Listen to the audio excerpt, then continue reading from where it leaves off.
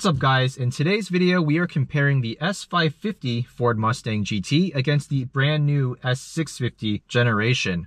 This car is a 2017 Mustang GT Performance Pack, and the owner Aaron has done a couple of basic mods to it to improve its performance on track. He's got some uprated springs and dampers, some track brake pads, and we're currently running his daily driven wheel and tire setup, which is a Continental Extreme Contact Sport. So as most of you probably know by now, the new S650 generation Mustang is more of an incremental improvement over the already very capable S550 platform. And that's not a bad thing. I've reviewed this 2017 S550 before and found it to be a very capable and surprisingly well-sorted car in the canyons. Aaron mentioned this car is also tuned up from the stock 435 horsepower, now should be making closer to 460 to 470 at the crank. This has the 5-liter Coyote. The stock redline of this one was only around 67 to 6800 RPM, but with the power pack, the redline should be a little over 7,000. This car weighs around 3,700 pounds. He did remove the back seat, so maybe a touch below 3,700. We have a 6-speed Getrag manual transmission, not the Tremec unit found in the Mach 1 or Shelby GT350. Electric power steering, limited slip differential out back. Let's see how this car performs and use it as a baseline to judge whether the new S650 generation actually feels like a different car. He does have an aftermarket exhaust. Full list of mods in the video description. So we're gonna throw this into Sport Plus mode and steering in Sport. Interior is very basic, what you'd expect from a 6-year-old Mustang that was actually designed closer to a decade ago. Don't love the super cheap feeling thin rimmed steering wheel. Also lots of cheap plastics in the interior. Once we get into that new gen Mustang, we'll talk about some of the differences and upgrades they've made to the overall look and feel of the car. But for now, let's just focus on having a good time. Gotta love that V8 burble from the Coyote engine. This engine just has so much personality. And it certainly doesn't lack power.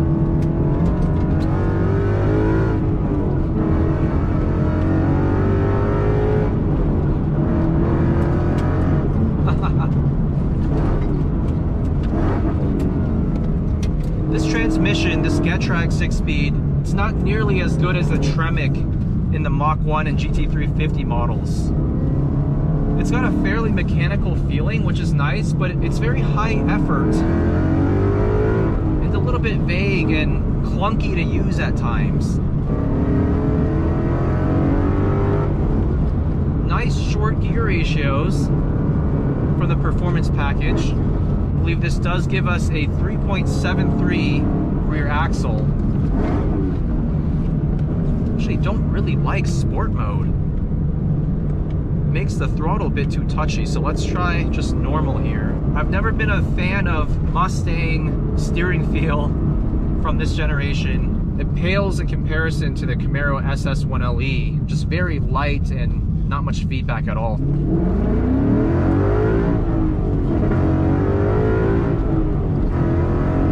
What a glorious engine though. This Coyote motor, they reused it in the new generation Mustang GT, and for good reason. Don't fix what's not broken.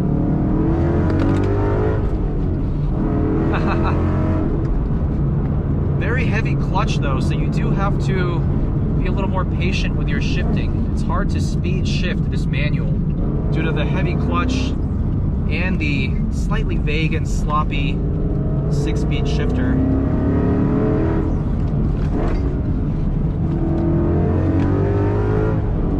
This car really does love to rotate on throttle. It does feel heavy though, at 3,700 plus pounds. Certainly not a nimble, lightweight machine out here in the canyons. But once you're out on an open racetrack, as the owner Aaron has demonstrated in his personal experience tracking this car, it is very, very capable, especially for the money. You can pick up one of these S550 Performance Pack equipped Mustangs. 30 to 35 gets you a pretty decent example. Oh my God. This engine's almost a little too powerful for this road.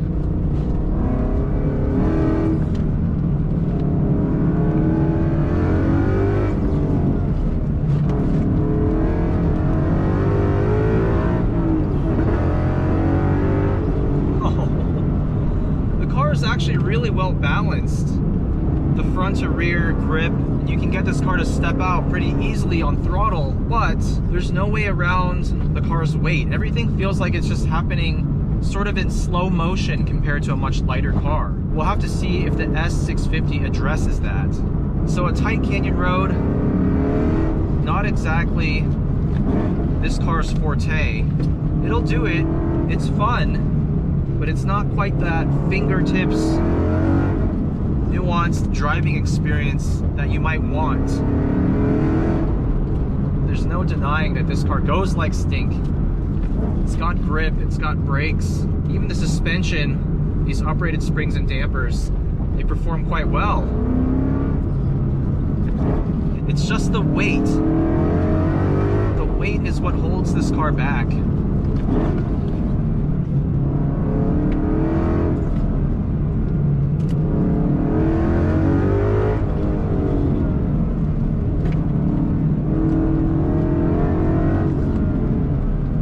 If you could shave 300 to 400 pounds out of the curb weight and fine-tune the suspension, this thing could be quite a monster.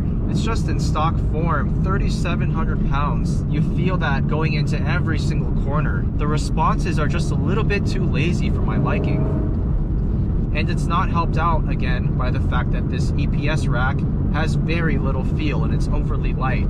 The steering weights up very little in the corner, so you really can't tell how close you are to the grip limits of those front tires. But all can be forgiven when you do this.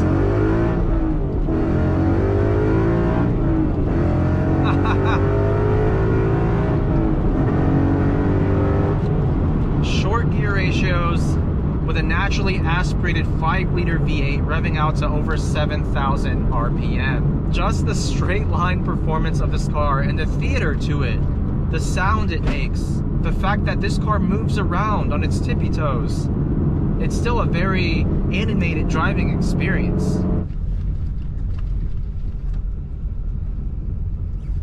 And that brings us to the all-new 2024 Ford S650 generation Mustang GT. This is the base Mustang GT, not the premium trim, so we don't have the connected displays here, although the actual displays themselves are the same. We also don't have leather interior, no dual zone climate control.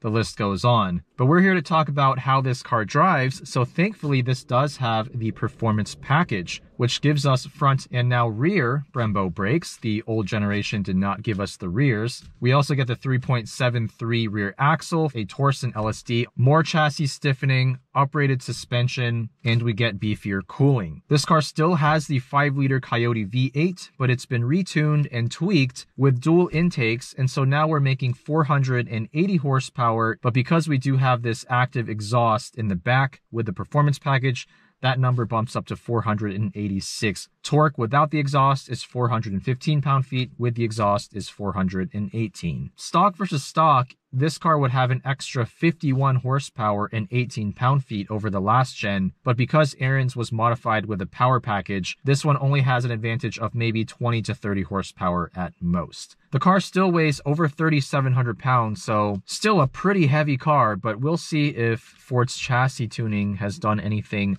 to make this car feel a little bit more nimble than its predecessor. Also, of course, the interior has been heavily updated. Massive displays here. Gone is that single dinky display in the center. Touchscreen for your infotainment.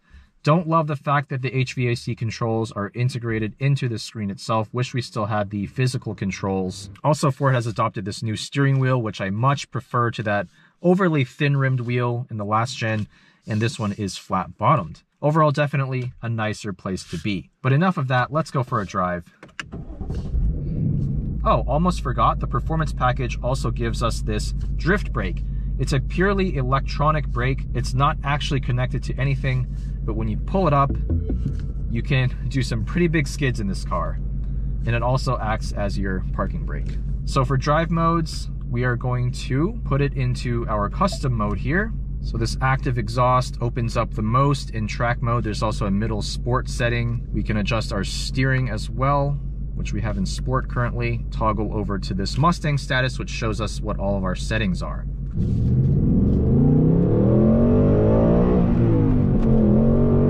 Oh my God. Still feels glorious, this 5-liter Coyote V8. If anything, it feels a little smoother now. Whatever they've done to retune it, maybe it's those dual intakes, but the engine feels a little bit more free revving. It revs all the way out to 7,500 RPMs. We do have auto rev matching, but I did turn that off. But I can confirm it works absolutely fantastic if you don't like to heel toe your own downshifts.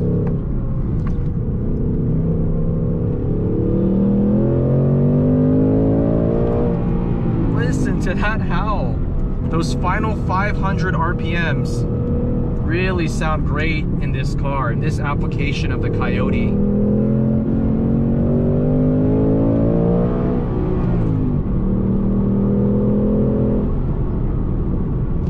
Steering feel is still so numb though. The S650 Gen had a lot of tweaks to improve the steering feel, but I am really not feeling them here, guys. Maybe it is a tad more precise, I can give it that, but the overall feedback from the wheel is sorely missing, and it doesn't weight up in the corners. Again, no idea what the front tires are doing here. We're on a Pirelli P0 summer tire. Since this is the performance package, it does come with the special 19-inch wheels and summer rubber. 255 in the front, 275 in the back, just like the previous generation.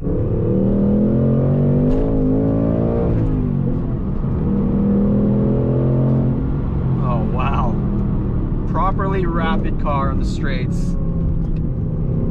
But oh, that front end lack of feel is really just, I really dislike that. Makes it hard for me to attack these corners with confidence. There's plenty of grip though.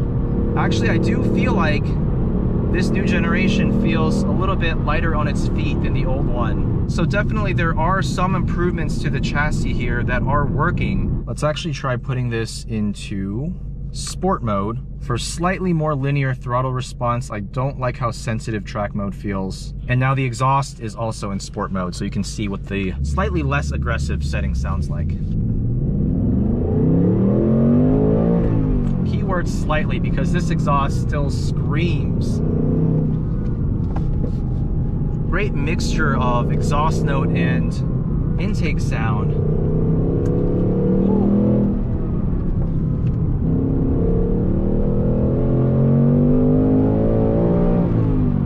Bit of turn and understeer, and I have to say this suspension doesn't feel half bad.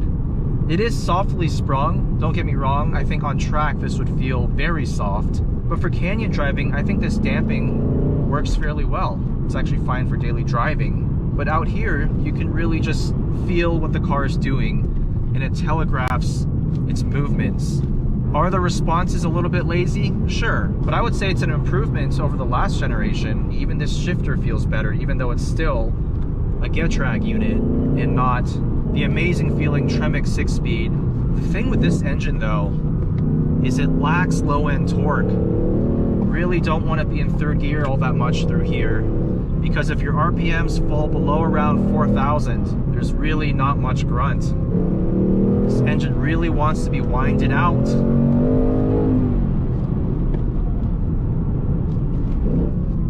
Brakes feel good, these Brembos front and rear.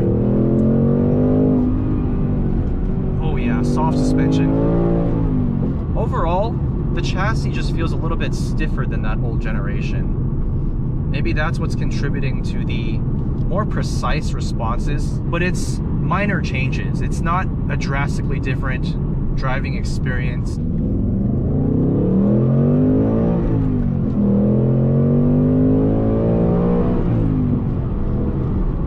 Oh yes, it's sad that the next generation Mustang likely won't have a V8 and almost certainly won't have a manual transmission. Conclusion time. I would say if you have an S550 generation Mustang GT, I don't think the new generation car is that big of an upgrade in terms of driving dynamics. Again, it's the same overall chassis with a few tweaks. Is it slightly sharper? Is it slightly more precise? Is the engine a little bit better the way they've tuned it? Yes, all of those things are absolutely true, but it's not a night and day difference. And at an asking price for this car in non-premium trim with a performance package, you're looking at still close to $50,000. So is it worth the extra, say, $25,000 over the last gen, a used example? Maybe only if you want the extra tech, but then in the base non-premium trim, you don't get a lot of that tech. So once you opt for the premium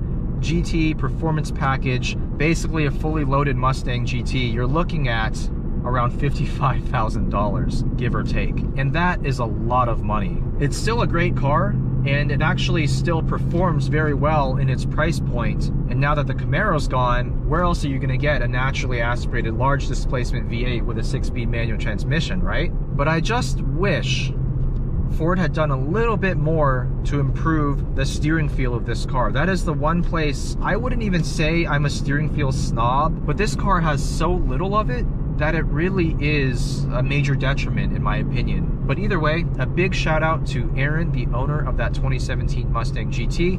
Shout out to Ford for letting me test out the new GT performance package. Let me know what you think of these two cars. Do you think the new S650 is worth the extra money? Do you think Ford actually did enough to improve the S650 over the S550 in terms of driving dynamics? Or are you really just paying for the clearly large amount of money and time and effort they spent on redesigning this interior? Thank you all for watching, and I'll see you soon.